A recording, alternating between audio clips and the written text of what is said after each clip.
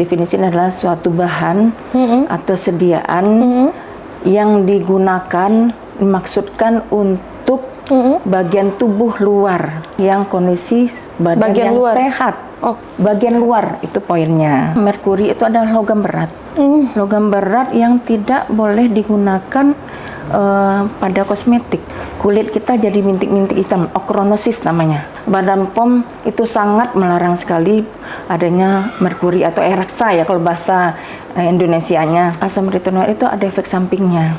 Apa itu? Terhadap tubuh. Misalnya untuk yang janin teratogenik jadinya merusak. Nah, hidrokinon ini sebenarnya hampir mirip dengan merkuri ya, dia fungsinya. Jadi itu digunakan juga untuk menghambat pembentukan warna kulit yang disebut melanin.